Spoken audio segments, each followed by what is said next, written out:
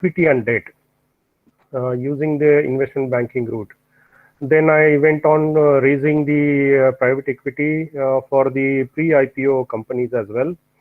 And one of the most successful pre-IPO investment I raised was for a shipping company.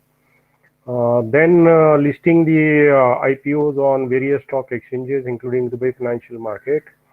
And in this process, I realized I spent about 20 years in Dubai, and I was involved in overseas market as well as in India, but my stint in India was from 1991 to 1999. So the experience of the overseas market in raising the finance for various pre-IPO or ventures is good, though there are challenges in raising equity. So I would like to start my session with explaining what is a VC. And of course, I would be speaking on the agri solution. We have more than 600 agri startups attempting to solve the challenges in the agri value chain in India. It accounts for merely 1% of the potential market opportunity of $24 billion. It indicates that the potential for agri startups in the country, according to FICCI and PwC report, is very high. And the year 2020, the investors pumped more than $500 million as compared to 248 million in 2019. So we have a lot of scope for agri startups in India. Now there are various types of investors, as you know. We start with the bootstrapping of the ventures that most of the startups do. If they have a proof of concept, then they come to the angel investors if they know the angel investors. Most of them go to the venture capital, but venture capital would enter into a transaction at a later stage when the transaction has matured. So at early stage, there are early stage VCs, of course, but at an early stage, normally the angel investors help. So a VC is typically a company, or a venture capital firm is typically a limited partnership which invests into the companies which have demonstrated their abilities, either in terms of the technology or in terms of market share or acceptance from the market,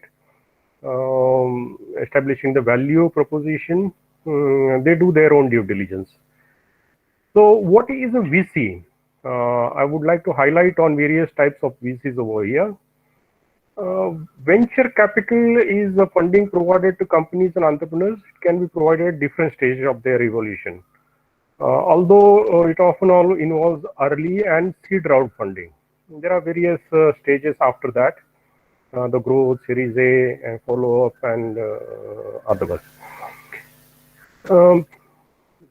Basics of venture capital are like it's a subset of private equity. While the private equity tends to fund larger and diverse investments, more established companies, because they can also exit early. One of the structuring, private equity structuring, which I had done was for 62.5 million dirhams. I could secure it in maybe 10 days after the due diligence, and they exited within 1 year after the listing of IPO. So such private equities are there. They do divest part or full of their equity once they find the liquidity and they book the profit. The VCs are the firms which normally hold the investment for a longer duration because of the mandate given to them. The VCs are formed and they have their own red herring prospectus. So they would say we are for 5 years, we have a tenure of 7 years or 10 years, and they are sector agnostic at times, or they are sector focused. So sector agnostic fund would invest in any sector where they find right venture capital deals, and sector focus would probably look at, as I say, agri-tech or fintech or healthcare or green tech or maybe deep tech. So there are, I'm just giving examples. There are a number of funds.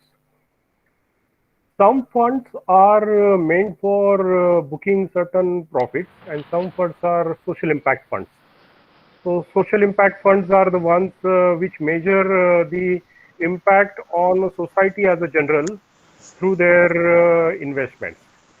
So, for example, SIDBI has certain schemes, but more than that, DFID has certain schemes where they measure the social impact. So they interact with the NGOs, they deal with certain social entrepreneurs.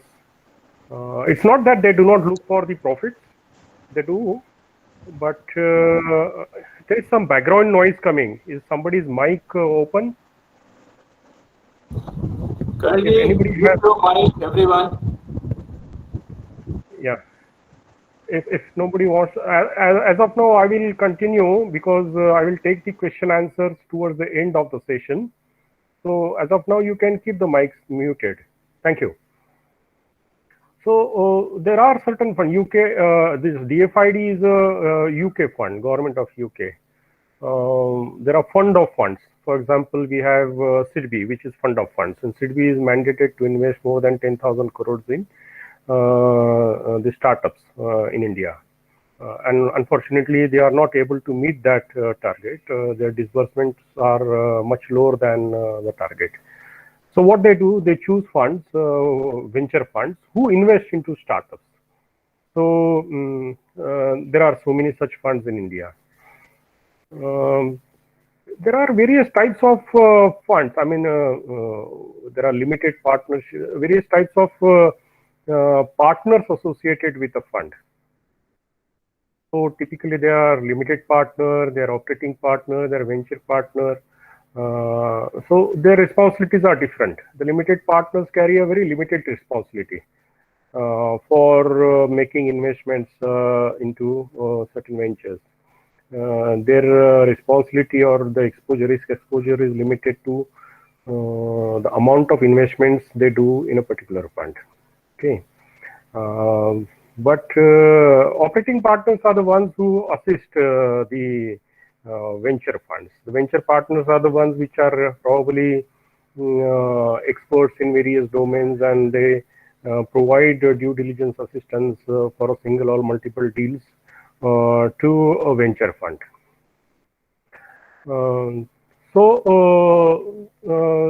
Each one of those who are working in a venture fund have certain responsibilities to show performance.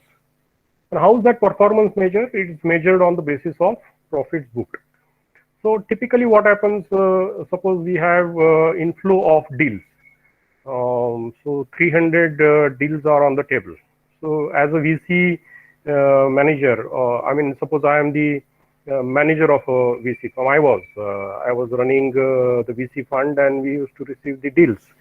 There would be a trust, so I would be a trustee also. I resigned from both, of course.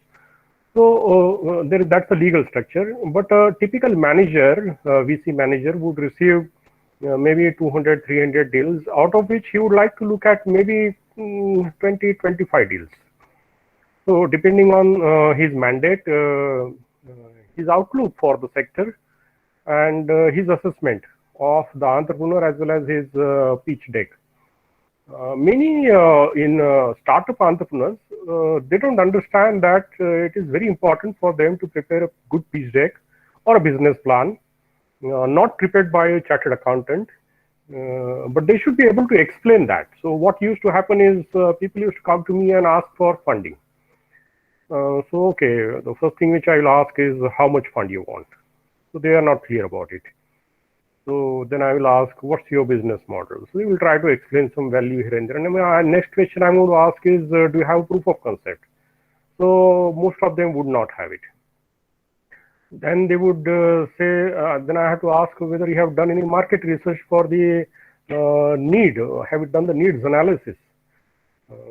They would say, no, this is what I think is suitable for the market, and this is what I think would be accepted by the market. But that's not true. All the startup entrepreneurs have to understand that if they want to launch a commercial venture, for which they are producing either a service or a product, it must be sold in the market, and there must be a need. So this needs analysis is very important. So they don't do that. They just look at general news in the market that so and so has got funded and he has done, say, Shop Kirana has done this, and then let's say Witifeed has done this, or maybe plenty of others have done this. And I would replicate the model, and I would also get the fund. So is not the case. So out of 200, 300 deals, then and of course the capability of the entrepreneur. The startup entrepreneur. So maybe sometimes he is a single solopreneur or single entrepreneur, or sometimes it's a team. So what we look for as a VCs or the investors is how this venture would first of all get implemented through a proof of concept, and at a later stage how this venture will be carried further. What it means is whether it will sustain in the market, and this entrepreneurs or the leaders or the CEOs or chairmen, whatever you call them, have the ability to react to the demands and supplies of the equations of the market. Because he's not alone. At the same time, what concept you have, maybe 20 other people are working, and the first mover advantage you may have. You may have a technology advantage which is not replicable at times, or you may have a market advantage, access, because you are nearer to some certain market. But whether that is a scalable model, that is very important. Just to give an example, that I worked with one very large fertilizer conglomerate. That was way back in 1999. And I built, I mean, as an advisor, of course. So we built e-business solution for them, for the farmers in India. And that was named as KisanIndia.com. Now, those were the .com days, of course. So this producer had a very large network of distributors, dealers, agents, and throughout India, because they had the fertilizer distribution. So he had the access to the market. So he thought he could leverage on that, and he could offer value-added services on the top of it, since he already has catchment of so many farmers, thousands of farmers, and he could build this portal. It met with a very limited success, as I understand later. And the delivery of the concept is very important, and maintaining the standard of delivery is very important for any venture. They become whatever concept you bring in the beginning in a VC may not really work until the end. You may have to make changes, and you have to adapt to the market demands and supplies and the needs, and sometimes you have to change your original plan, maybe up to the extent of 70% or so. So you cannot be very rigid on that, and you must have the capability to do so. If you don't do that, then these ventures go away from the market. I mean, they perish. So this success rate is usually, if I look at maybe 100 deals, maybe 150 deals, the success rate would be 20 deals on the table for discussing the term sheets, and maybe invest in 5 of them, depending on their level of investments, and out of which maybe 1 will be successful. So the strike rate is very low. So what is there for the VCs? Why would they book the losses? Why would they invest so much and take so much of risk, and then at the end of the day write off those investments? It is because out of those 100 deals, these 2 or 3 deals give them tremendous returns. The returns are like 79 times in one case, which I have seen way back in 94, 95, and that was TDS in those days. Or in nowadays, you can't really imagine what kind of valuation. Valuation is a different topic altogether, because many times we are so surprised that the company which is not making profits and showing losses and doesn't have big market share also raises maybe seed fund, growth stage, Series A, Series B. I mean, they get funding. So how could they get that funding? What is the dynamics or mechanics or economics or financial feasibility of that? So that entirely depends on the view of the funding agency. So they may have the appetite. So it may so happen that some funds at an early stage of their launch, for example, some funds are launched, let's say in 2020, and I have a corpus of, let's say, 200 crores. So I would like to start investing as much as possible. I would not like to keep my funds idle, because if my threshold is, let's say, 8%, and if I'm sitting on a cash, I mean, if I have a drawdown schedule from the investors also, obviously. So depending on the transactions I draw down, but suppose I have an access to 200 crores and I have to draw down in a given period of time, which means I would like to start looking at the deals, the transactions, as soon as possible.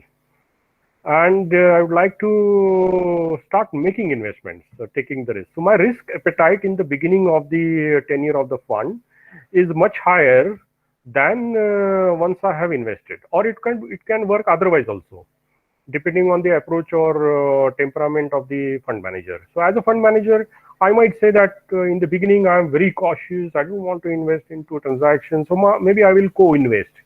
So I will join hands with corporates, I will join hands with other funds, and then I will take a part of that pie in terms of investments, and then I will be safe.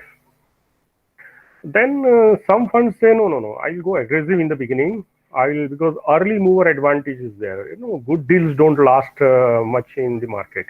If there is a good deal, and if you are capable of understanding the underlying value in that transaction, then obviously you'll go aggressive and say, okay, I'll invest because I know the value. And then they invest, and then at latter stage their total portfolio gets invested, maybe 50% of that gets invested, and then say, okay, now I slow down.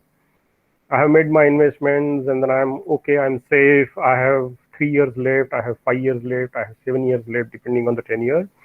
And then say, okay, I will go slow and I will invest towards much safer deals, or maybe riskier deals. So depending on the approach. So it matters for you as a startup entrepreneur as to who are you approaching, and at what time or what point of tenure in the life of that venture fund you are approaching, and what is the frame of mind of that particular manager at that point of time. So there is no formula for this. So some big VCs are very well structured. Their GPs and their partners are like, they are very experienced. Even sometimes they have operating partners. Just one second.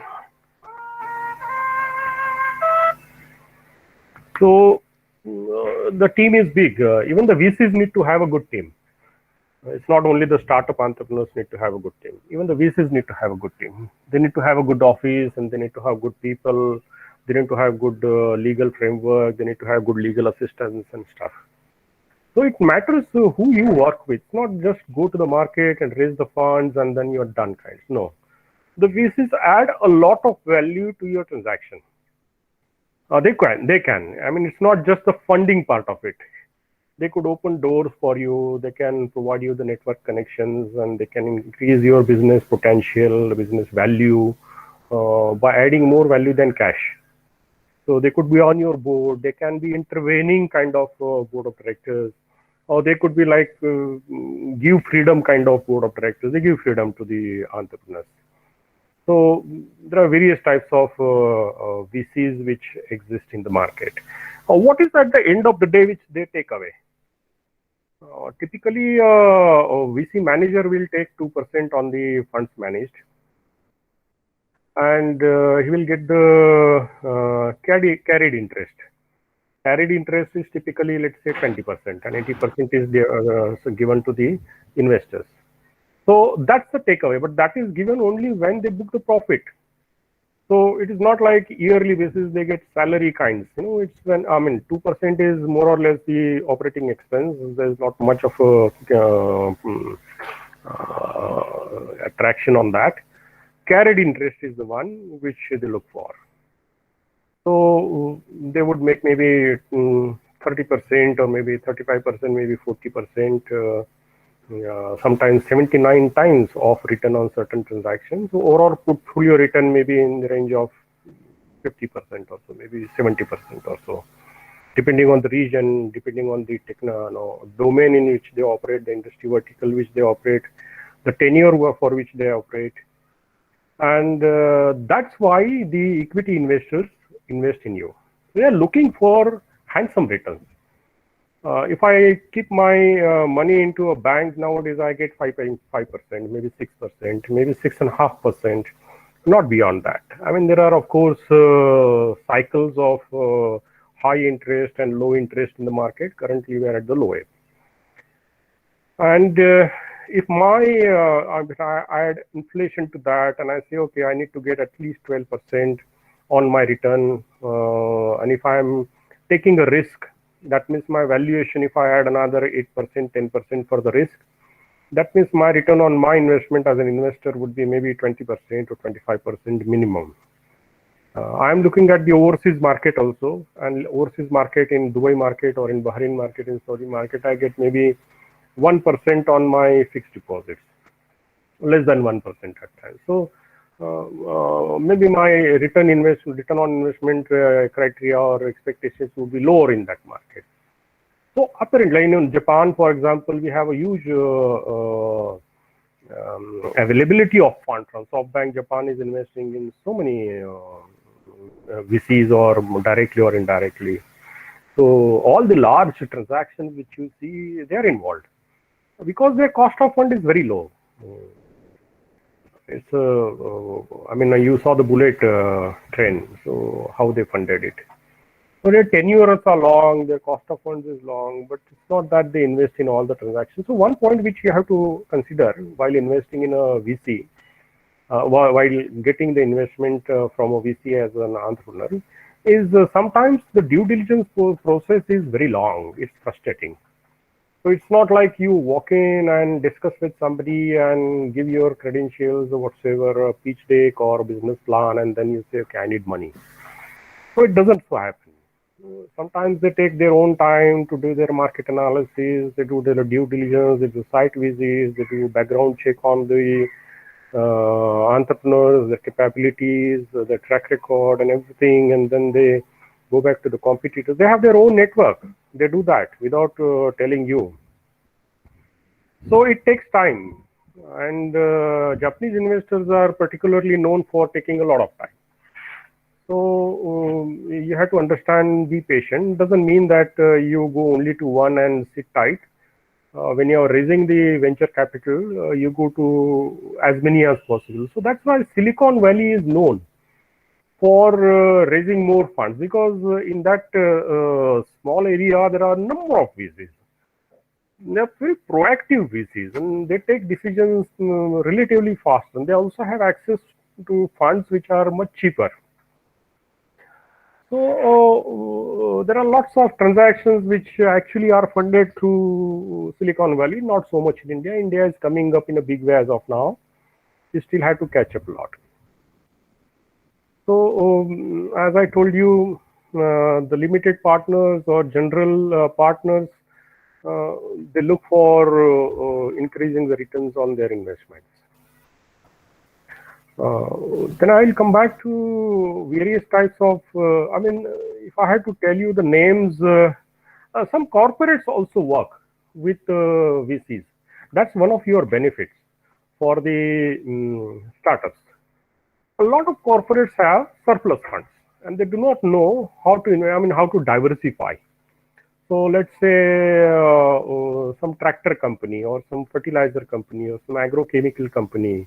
I'm just relating it to the agri-tech as a topic today, agri-tech solutions. If they have made their money, let's say Jay Shroff has made a lot of money in United Phosphorus, and he wants to invest into a similar industry because he knows the industry and his exposure to the industry is already there, so he knows he can manage the risk. So he wants to invest into new business or innovative business based on technology or otherwise. So what he will do, he will try to set up his own R&D center or innovation center or whatsoever. Or some people will say that, no, I don't have the capability to run an innovation center. So what I would do, I would go to the market and find right kind of startups who are bringing the innovations. In agri-tech, I will come back to that, what kind of innovations are happening in the entire value chain of the agriculture, right from selection of land to water management to seed and to processing to distribution, storage, and to value add, even using AI, robotics, and whatsoever. I will come back to that. What I'm saying is some corporates work along with the VCs because they get ready deal flow. They say, okay, instead of me setting up an innovation center, I work with the VCs and they already do their due diligence. I work with them and invest. So they get the access to the market. Sometimes some corporates say, I want to diversify my portfolio. I'm already into logistics, so I don't want to remain committed to logistics. I'm into real estate. Typically, it happens with the real estate. Real estate is a very risky business. They make a lot of money into real estate. And then they say, okay, now my exposure on real estate is over. I want to get out of this, sell my portfolio, sell my stock, and then stock means inventory of flats and residential, commercial, whatever they have. And he says, now I have this liquid money and I want to invest. So where do I do? I don't want to get back to real estate because I know it has gone through the cycle and there may be bad days ahead, like today. And then they want to diversify. They work with the VCs, the angel. They are also angel investors themselves. The problem with the angel investors, they are not experts in any domain. They try to do permutation combinations. They rely more on the relationship and familiarity with the entrepreneur rather than the sector. But the VCs are more professional. So they know the sectors, they have their own systems set, and then they take exposure based on their risk assessment is good. So corporates work with some of those venture funds. In America, that's a model, like, Almas Capital, 7BCVC, or Combinator, or Techstars, or Seed, or Bond of Angels, or Icon Ventures, Garage, Flint Capital, Elysium, GVA, Carnegie Mellon University, Michigan State University, San Jose State University. Even the universities are investing venture funds. In India, I try to work with, let's say, some of the universities in Madhya Pradesh and find out if they are ready to invest into certain sectors. They are not organized, they are not capable. They have funds, of course, not very huge funds, but they have funds. They are not capable of running an innovation center or a VC or angel investments of their own. But what I'm saying is these are the models which are existing in a VC territory. As I told you, at what stage VCs work, invest, it's like, say, seed funding. Seed funding is a stage where you go to them and you explain them your concept and probably have some R&D done, market research done. They might help you in preparing business plan, and they know that this sector is good. It's not that you only need funds. We as investors also need good entrepreneurs because we can't do 20 things. So we would help you in enabling your vision or business idea. And we are clear as to what we take away from that. So our takeaway is very clear. So sometimes we invest in seed capital, then a startup capital is there. Then there is first stage and first round or series A round, which is typically after the POC is done, the valuations have stabilized, and then there is a need for further capital for the growth of the business. And we know at that time what kind of capital is required. So then there is expansion or expansion funding kind of stage. Then there is a late stage funding. So suppose I am a VC and I have invested during the first 5 years of my tenure, and I am sitting for, I only have 2 years. So wherever I invest, I have to exit and close and give my returns to the investors in the last 2 years. So I invest at late stage so that I can then sell it and book my profit and come back. There is some bridge funding kind of funds also available. So these are the stages where the VCs invest. We have to look at the entire landscape on which the VCs invest, under which regulatory framework, the government guidelines. So VCs don't operate in isolation. They cannot. They depend on a lot on the economic condition of the country, the policy framework, the legal framework. The taxation is very important, because if we have the capital gains tax, the VC's gains are taxed as capital gains, and then there's some tax relaxation, then there would be more investments coming in the startup. And there are several such structural reforms which have to happen even in India in case if we need more VC investments or equity investments. There are some VCs who also invest into debt, by the way. It's not just equity. So they do quasi structuring, and then they initially have coupon, and then they convert into equity and all. But they are not the real VCs. The real VCs are the ones who play, they do a pure play equity. They don't try to hedge their risk. VCs are born risk takers. Otherwise, why they are called VCs? But there are some VCs who do those things, and they invest into bonds and convertible bonds and whatsoever. That's not the real VC. So there are various benefits of availing a VC fund. You could go to an angel, but he would give you the money but not add any value. VC will give you the funds and add a lot of value also, and he will also scale it up because his interests are there. So he has the ability to scale it up and get bigger valuations, and then he will take you along. And then even if he's a minority investor, there are tag along rights for the minority investors, by the way. So you have to negotiate the term sheet. So this is one thing which you must understand as a startup entrepreneur, that you should be fairly well versed with the term sheet conditions. And you must be able to negotiate with VC. It's not that all VCs are unprofessional or vultures. There are vultures. We call it VC vultures. So they are like, they take away everything from an entrepreneur, exploit the entrepreneur. But there are majority of VCs who say that it's a fair play for both, for the entrepreneurs as well as the VCs. They say, okay, the venture must sustain, survive, and grow. We are here, we book our profit at a particular level, get out of it, kinds. No? So you must be able to negotiate good term sheets with the VCs.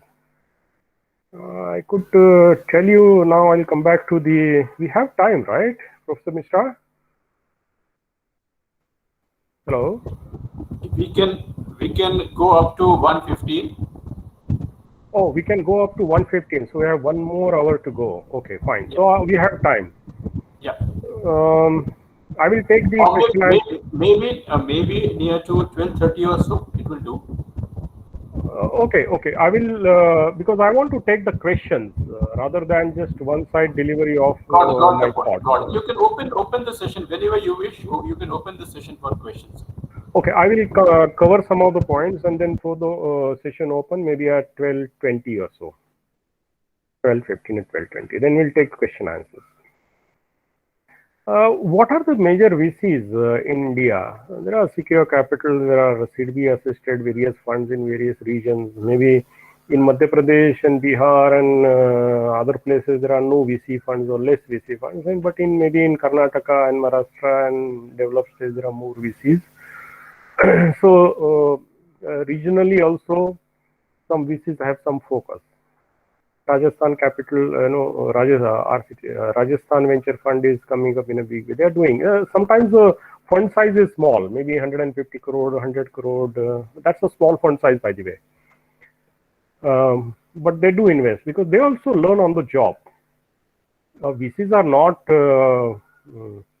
an animal which is ET, extraterrestrial. They also learn while working with the entrepreneurs. Investing in India might be a different experience than investing in maybe Gulf or maybe in UK or maybe in US, maybe in Japan. So the quality and characteristics of the entrepreneurs change as per the domain, as per the region. Of course, they have to look at, as I told you, the legal framework, taxation framework, policy framework. We have to work with some government authorities at times. Because each of that entity, the project, also depends on all of that. So we also have to interact with a lot of them. We see a lot of government dependence or interventions in India. So in that sense, Indian market is not completely open, and especially in this sector of agriculture. There's so much of intervention of government. Government has tremendous capacity, by the way. Some of the technologies government has, we have satellites. So we can leverage on that satellite mapping and crop patterns and whatever GIS solutions we have. We're not using that much as of now, but the government has sometimes tremendous capabilities which are not exploited, and that's the area where an entrepreneur can go and say, okay, we do private-public partnership, and then I build my concept, a tech venture, agri-tech venture based on the capabilities which are already available to the government. So I'm not saying that government doesn't have much of that. Government has made good investments in some of those technologies. You have to, as an entrepreneur, build a business solution, agri-tech solution around that, and say, okay, now I'll go with market reach, or I will provide solution for land, or maybe for fertilizers, or maybe for water management, or maybe for crop pattern, something like that. So then it becomes an attractive business proposition for a VC also. Typically, let's say a DFID I'll take one business case here.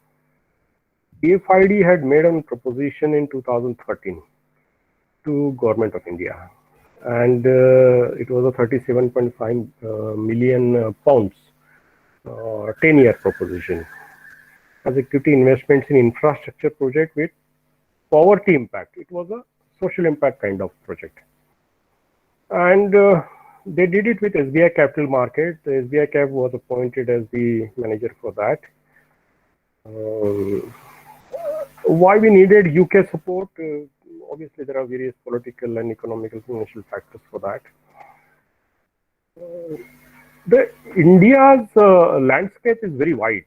There are certain states in India which are very poor in terms of the infrastructure, the entrepreneurship, the industry, the level of income. Because any project which we bring in, obviously somebody has to buy that product or service. So they have the purchasing power. So it depends on the local GDP growth or the national GDP growth. Some of the states are very poor. So social impact typically looks at investments in those poor states, or poor means which are economically less developed. And then they invest into their objectives are like enterprise development, job creation, tax revenues, and then the sectors are like agriculture, storage and logistics, renewable energy, transport, and core urban services such as water and sewerage. They are considered pro-poor, and they are specially neglected.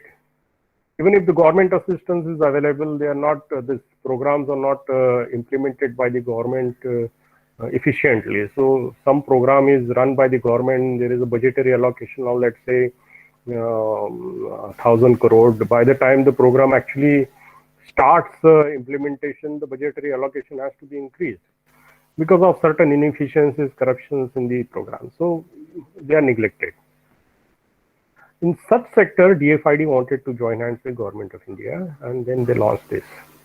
For example, some on-off-grid solar power project, agri-infrastructure like all-weather grain storage warehouses, cold storage chains, urban infrastructure, is solid waste management. Waste management is a very big subject, very big subject.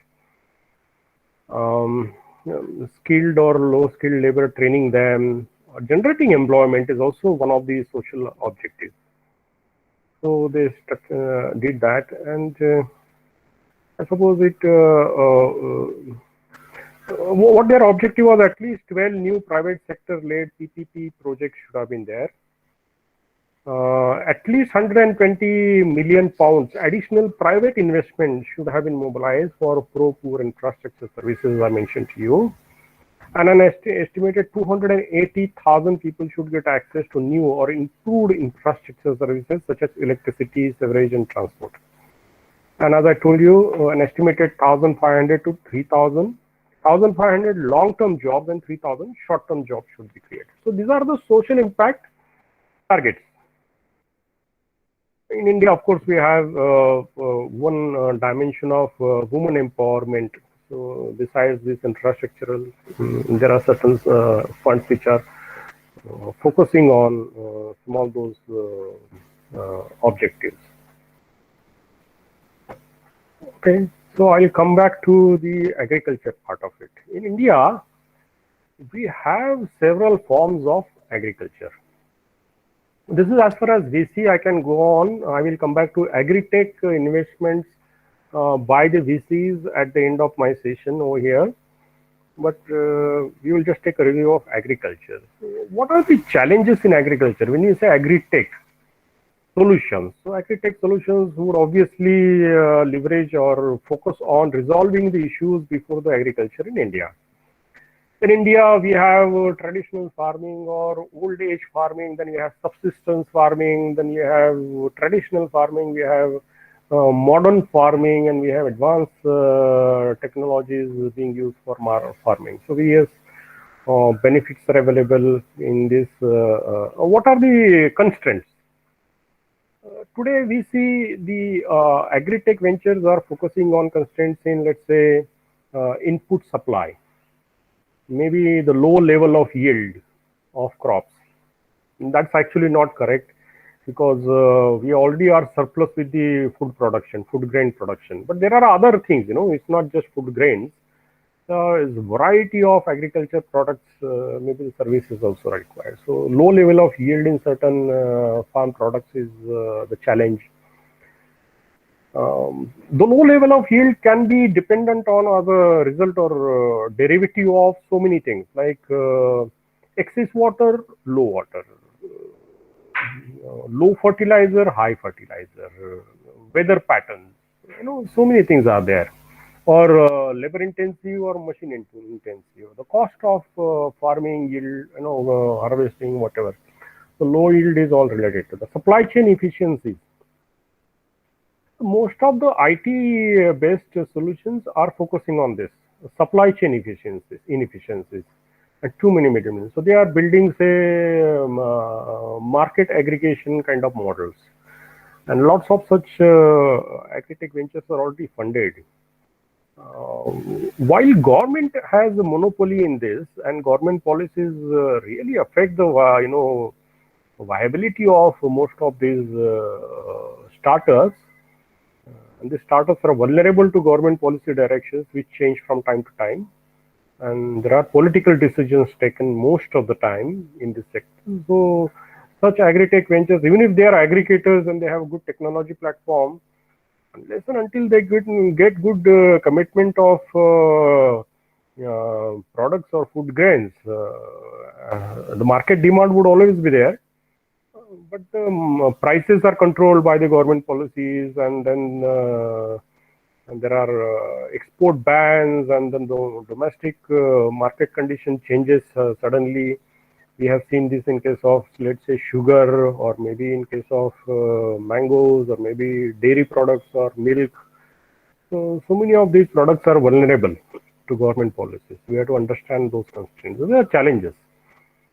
Then infrastructure hurdles, for example, connectivity by road, rail, sea, air. So we have to leverage on the existing infrastructure and build some solutions on the top of it, or like private rail or a freight corridor could be a solution, but none of us are thinking about it. The private rail PPP model has failed so far. There are certain corridors, not for agriculture products, for iron ore or for coal, or maybe for petrol, or maybe some other products. For agriculture, it is yet to see the light of the day. Then poor post-harvesting facilities, warehousing and special cold storage. So we have again the same problem here, because immediately after the harvesting, the prices drop. So there is a solution for it. Okay, we go ahead and do the warehousing. So we don't have good warehousing facilities. How long we'll be able to do the warehousing? I'm a farmer also. I do my own farming. So I have to understand, so can I take that cost of warehousing, and how long will I take, and what is the guarantee that after holding it for maybe 3 months, I will get good price? Like I won't. Like, say soybean price today is high, fine. So those who stored it for a longer duration probably will make some money. But then the trade-off is there. The cost of storage versus the market price at that time of exit. Then there are special cold storage facilities which are also subject to vulnerability of availability of electricity in those areas, especially in the remote areas.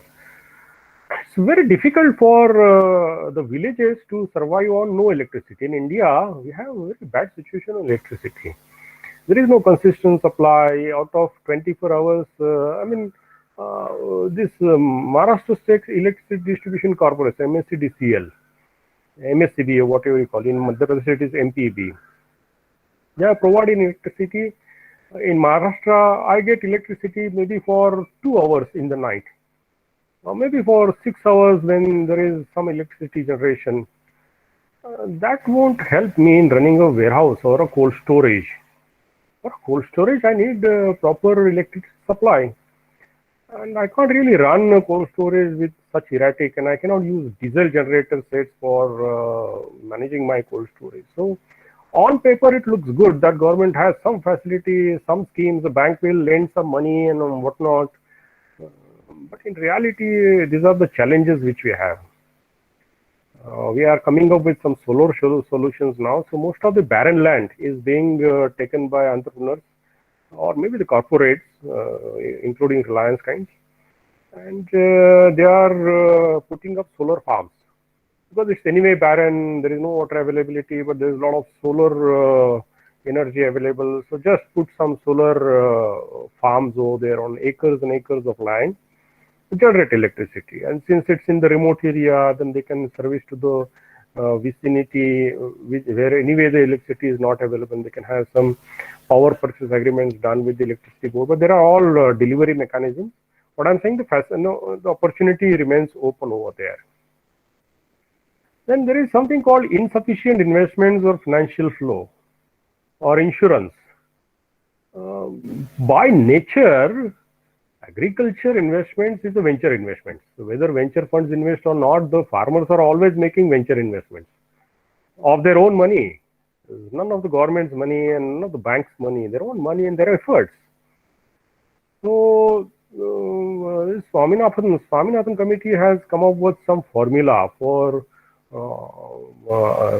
finding out what is the value of the farm product. And they said, okay, the input cost of the material should be the cost of the farm. And then that was rejected. And they say, okay, input cost plus family labor should be the cost. And that's how our Prime Minister is saying, then we will double the cost. But double the income of farmers based on what?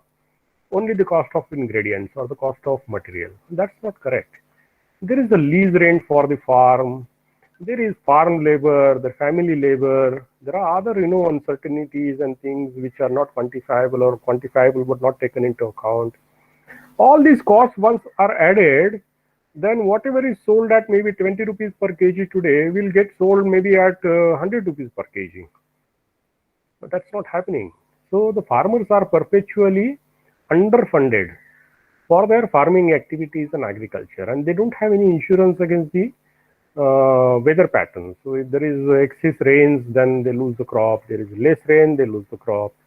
And the government will announce some subsidy or some assistance to the farmer which never reaches to them. So there are all sorts of inefficiencies over here. Inefficient investments and financial flows exist in this sector to a large scale. 60% of our economy depends on agriculture, and this is a huge impact on our economy. A low level of adoption of technology and traceability is one thing, but the point is, how could I impose on a farmer who is barely able to purchase maybe clothes for himself and feed his family, and I go and tell him, you buy a smartphone and then you use my robotics or weather intelligence software based on the, it's not workable. Yes, there are a number of such initiatives are funded by the VCs and they are into the market, but the adaptability of such technology solution is limited. That's another challenge. So you could actually find such inefficiencies or lacunas in the systems and try to provide some solution. Just to understand a supply chain network, let's say. A supplier would be there, manufacturer will be there, stock points are there, distributors are there, retailers are there, and then it reaches to the consumer. So as a farmer, if I am selling my, let's say, onions, to Adatya. Adatya means the intermediary sitting in the market yard, in the market committee. And if he's buying it at, let's say, 3 rupees per kg, or maybe 7 rupees per kg, by the time it reaches the market, it becomes 40 rupees per kg. So you know at what price you are buying from the market, 20 rupees to 40 rupees, in that range. Maybe it goes to 100 rupees at times. The farmer is not getting. So who takes away all this money? So this supply chain takes away all this money. There is farm to table or farm to desk kind of models which are emerging, and many of these startups are actually providing a tech-based solution for that. So they are removing the inefficiencies. Then there are crop management practices, farmers advisory services, farm crop geomapping, geolocation, even the farmer and farm enrollment, to build community. In providing a tech solution, let's say a portal-based tech solution, what do? First, we provide content. Then we develop community around it. Let's say farmers community, distributors community, consumers, value-add processors, industry, financiaries, insurance providers, and kinds. And then we say we do commerce. That is ultimately a tech solution. Online, whatever you call it, online, offline based hybrid solution also. So such models are also coming up. Some of those models are actually exploiting the farmers. They are providing loans, but the farmers are not able to repay, so they go and grab their land. So these are unethical practices which are happening in the market. Procurement and product transfer. This is one thing which has really come up. Some of the Kirana kind of models have come up. Warehouse management requires huge investments in building that infrastructure and managing the infrastructure. Certification is one thing. So lots of these organic products need that certification. So organic products typically get higher price in the market. Maybe their yields are low at times. So Sikkim, for that matter, has failed in terms of capitalizing on its organic products. They are doing very good in organic. Like Bhutan, I heard. Bhutan's economy is facing a lot of problems. Bhutan has gone 100% organic, but their sustainability has gone down and their yield has gone down.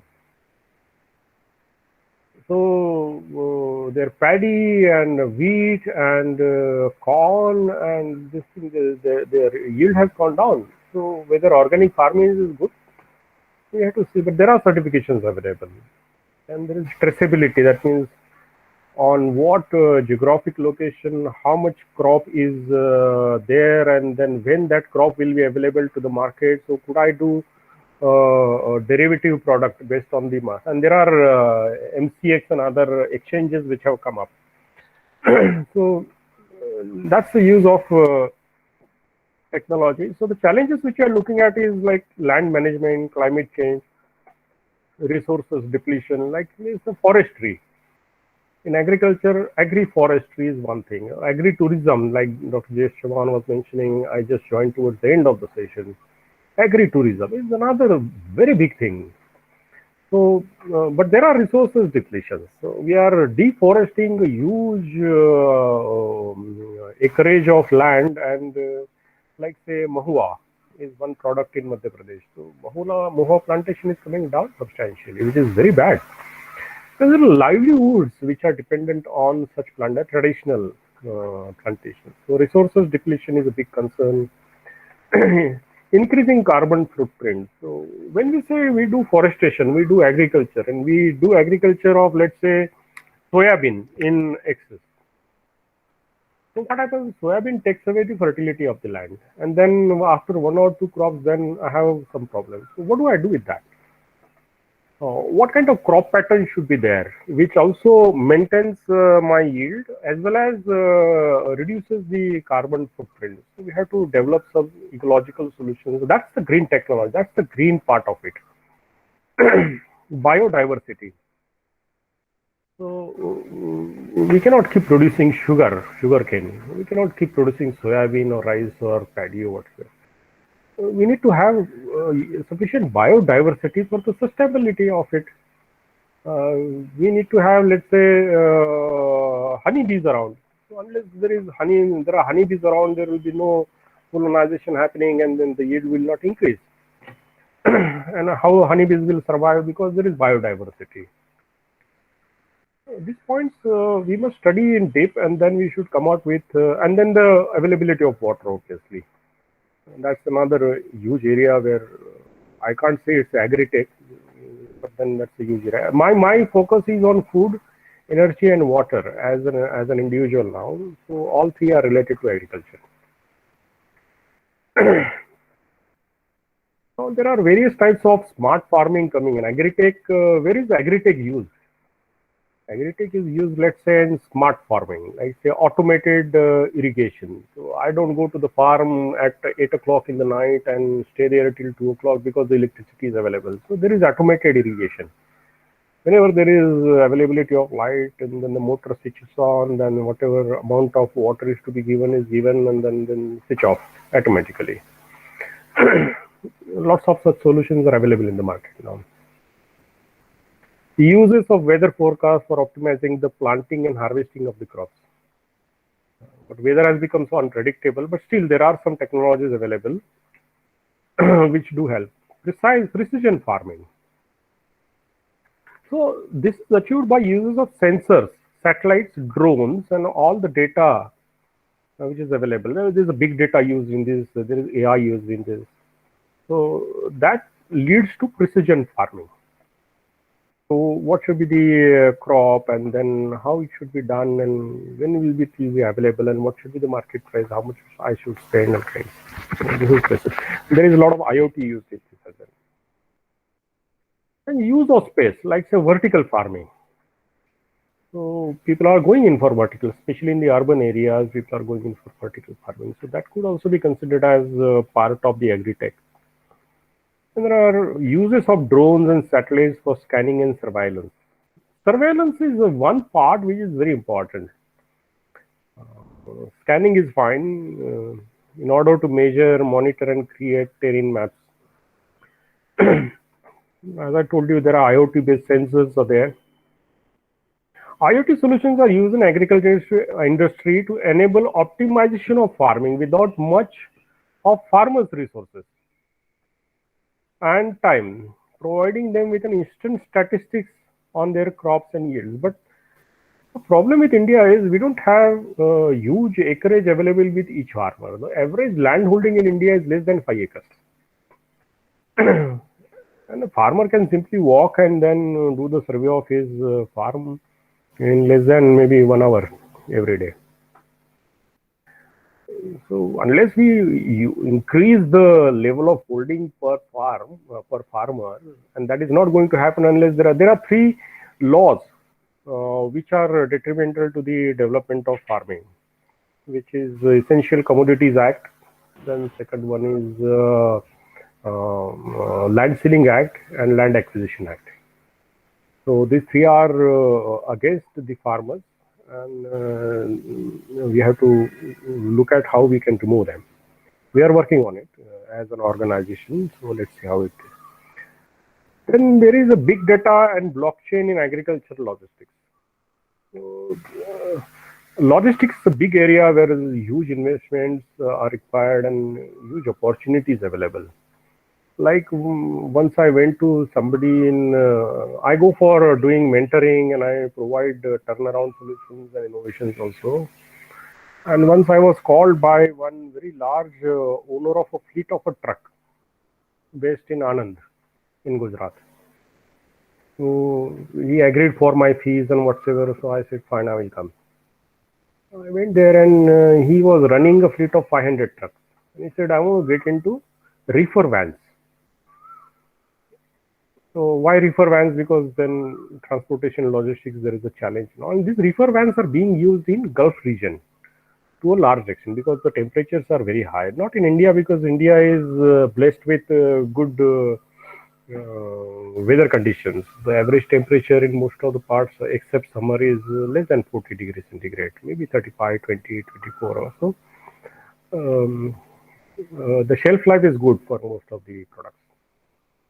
But there is a big opportunity available for value-added products for agricultural logistics, and big data and blockchain is used for such solutions. Biotech is used for as an agri-tech solution for improving the route of farming, that is crops. So creating advanced crops that can adapt to the current environment better than the ordinary ones, or plant growth promotion, or soil remediation, or improving the soil fertility, or increasing the agriculture yield. This is what agri-tech can help.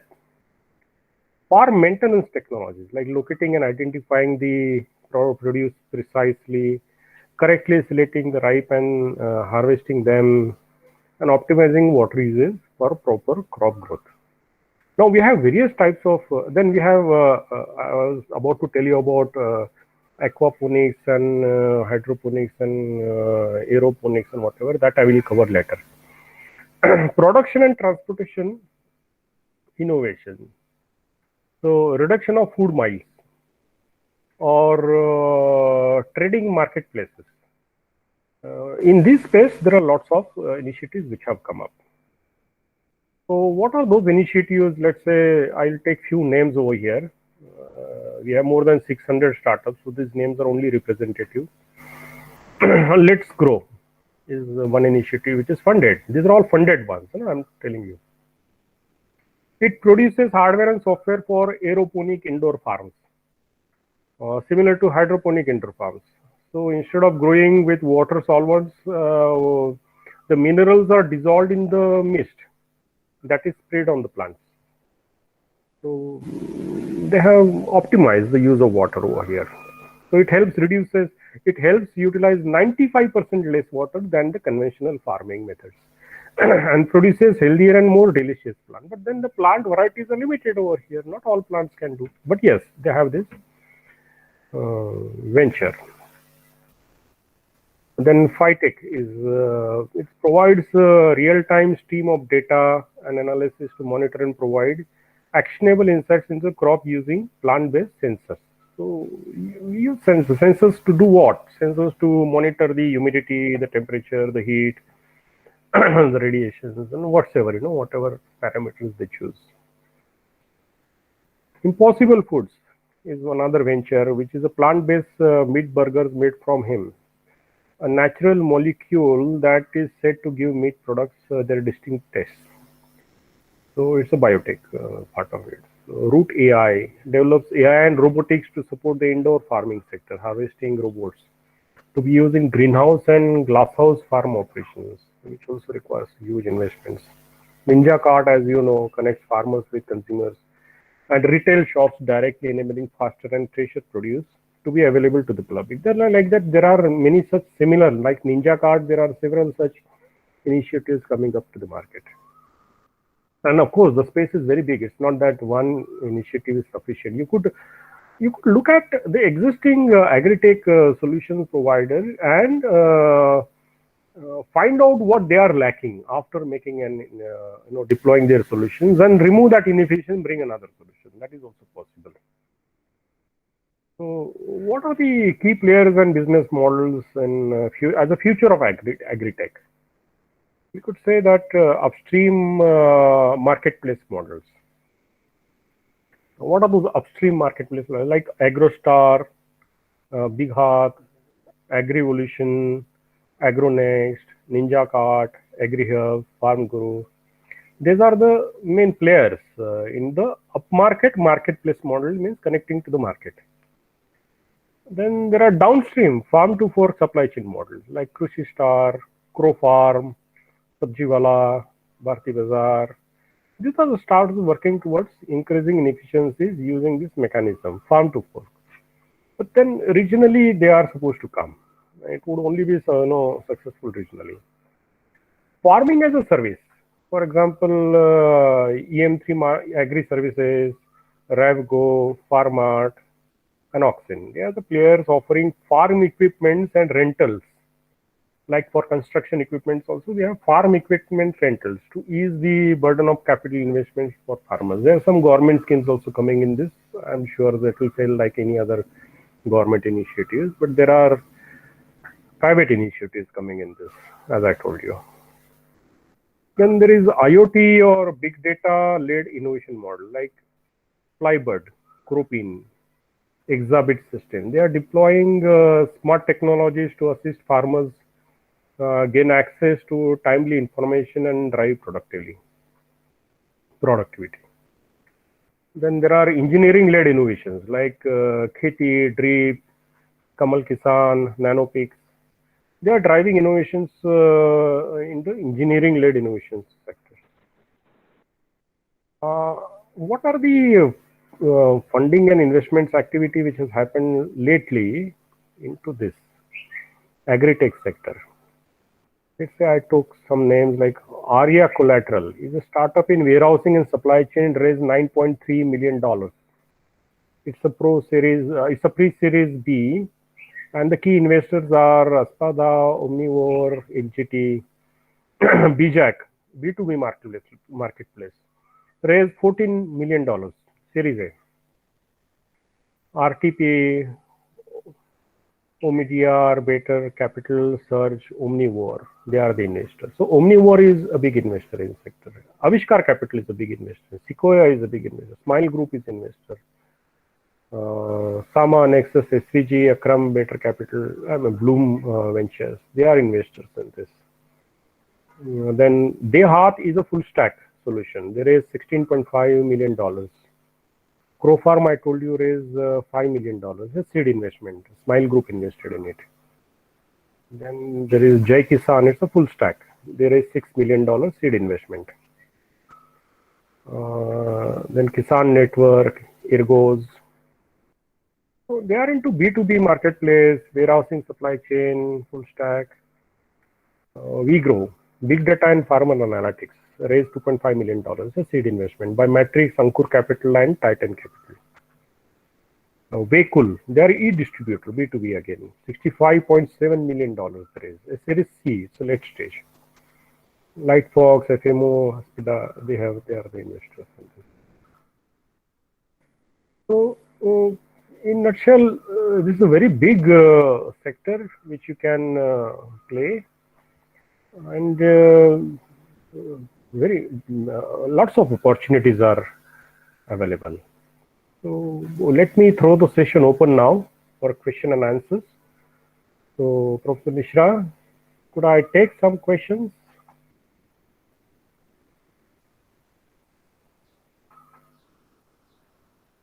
Hello? Hello? Can I take questions now?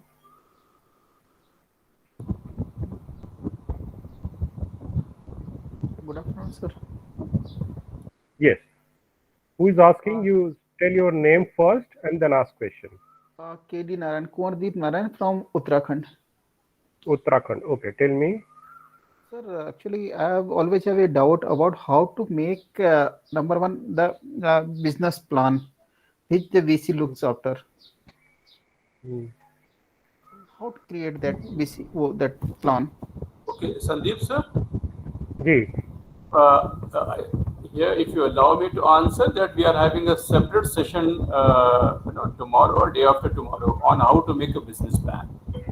Thank you very much, sir. Okay, very much. That's fine. Thank you very much, sir. So participants are invited to ask questions from Dr. Sandeep Kadve. As a very quick answer to Narayan's question, I would say that a business plan will depend on how much do you understand about your business. Just show what you understand about your business and what you look at as a potential in this business. That becomes, it will not necessarily be a big financial plan. It's just a pitch. Okay, so you attend the detailed session later.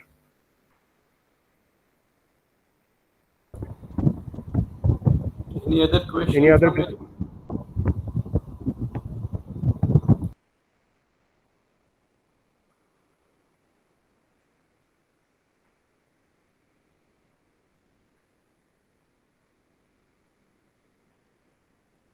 You want me to cover some more topics in this? Hello, sir. Yes. Tell your Hello, name and ask the question. yes, sir. Good afternoon, sir. Thank you so much, sir, for this information that you had provided. My name is Devasmita Nayak. I'm basically from Odisha, Raurkela. Sir, actually, I teach such subjects like venture capitals, and I usually throw light on students that this is usually being dealt into technological fields. But today I got to know about agricultural things that could be adapted towards such areas, and we could have improvisation in such sector through this entrepreneurship development. So what I went through related to such topics that you have said about innovations and everything, I went to search for certain topics that I was going through that is related to Industry 4.0 or Agriculture 4.0. So, sir, I just have a very small question, sir. If I had a proper plan for this thing, like what will be the usual time frame for any venture capitalist firm to join hands for this entire plan system? What is the usual time frame? Like if they reject or Okay. accept? I don't know. It depends on individual VC firm. So sometimes the VC manager is burdened with so many business plans and his deal flow is very high. But in agri-tech sector, the deal flow is not that high. The challenge there is how many mature deals are coming on the table. I had one person who came to me and then he said, I mean, your particular sector probably would be more mature. You must have thought about it. Your business plan would be good. So I won't need to spend much time in looking at it. I mean to say that VC fund manager will not spend much time on taking a decision on it if he was previously exposed to it. If he was not previously exposed to it, then he will go to the sector expert and then he will get ask some operating partner or venture partner, or he would collect his own market intelligence. So depending on his preparedness and then of course his availability of funds, whether he can draw down immediately or whether he is liquid or he is ready to take the kind of risk which you are presenting. These are all subjective matters. So what I suggest is look at all those names which are already available elsewhere in the social media, Google, wherever, the names of those funds, and approach to them, because they have done such transaction. They would be more ready with taking a view on a particular deal, so the decision making would be faster.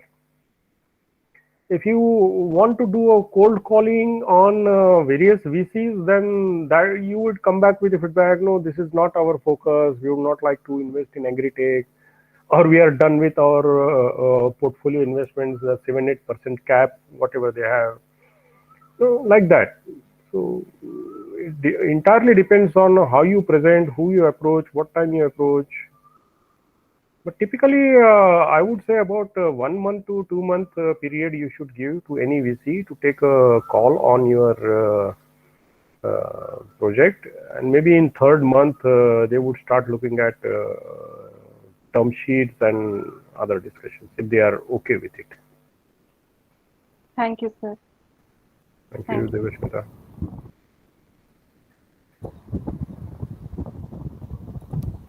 All right, everyone. So let's call it an end to this session. So, on behalf of all the participants, on behalf of Mr. Gopal, on behalf of the ICT, let me thank Dr. Sandeep, who has given his very, very vast experience sharing with us and shared his valuable knowledge, input, and time also. So Sandeep sir, thanks a lot for joining us, for your valuable input in this session, and I'm hopeful that participants have got insight of this venture capital and also some agri-tech solutions. So Thank you thanks a lot, again. Siddharth sir. Thanks for giving your valuable time. Thank you. Thank you. And one announcement for all the participants that we'll start our next session at 2:30 sharp, 2:30 p.m. sharp session would be addressed by Professor Satyajit Majumdar from Tata Institute of Social Sciences, Mumbai, and currently joined 5 minutes before so that we can start within time. Those participants who are having some other kind of concern related to maybe attendance or maybe related to Google Classroom or any other kind, they may stay here, and others we may break for lunch and we'll meet at 2:30 p.m. sharp. Thanks, Dr. Sandeep. Thanks for joining us, and we'll keep connected for further programs. Thanks a lot.